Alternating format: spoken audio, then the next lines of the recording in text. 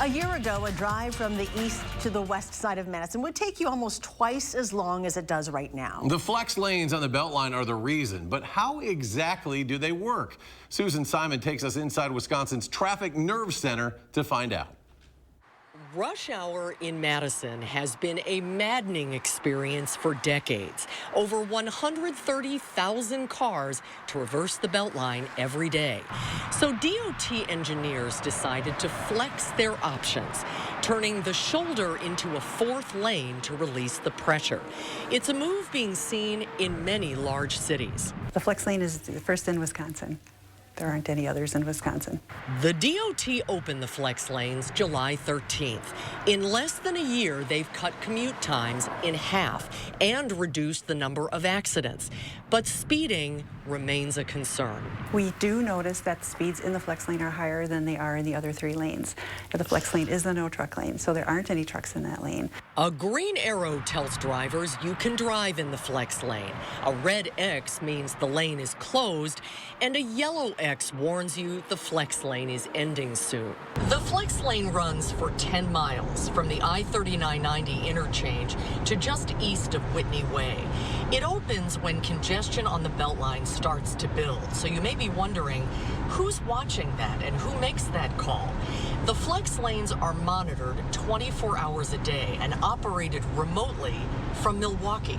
We are in the Wisconsin DOT Bureau of Traffic Operations Traffic Management Center. On big screens, the Traffic Management Center monitors highways across the state to get a live, real-time view of what's happening. How big of an area are we watching from this place? So the state has 500 plus cameras around the state, from the state line all the way to Superior. The idea is to keep drivers safe with information on road conditions, construction, and crashes.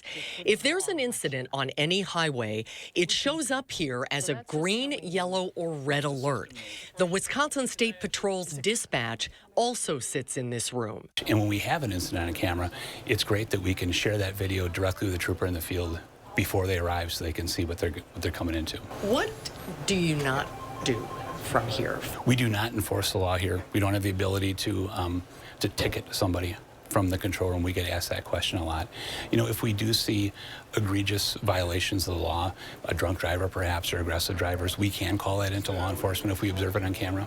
18 full-time employees at the TMC monitor traffic around the clock. Melanie is operating the flex lane. How many cameras are there on the flex lane alone? 36. 36. And so how many sections are you looking at each day? Anywhere from 25 to 28 segments. Getting the flex lane open is not as simple as flipping a switch. The entire 10 miles is checked for debris and other hazards. The 36 cameras on the flex lane are used to, progressively view that pavement from one end to the other at the same time that an FST, a Dane County Sheriff's deputy, is driving through the lane in the other direction. It is Melanie's call to decide if and when the flex lanes will open. I'm feeling stressed looking over your shoulder. You've got a lot of responsibility. And being able to combine all of it and in a system like the flex lane that can really help out a community like Madison, I'm very proud of it. I'm very happy that we've been able to do it, and it's been a success.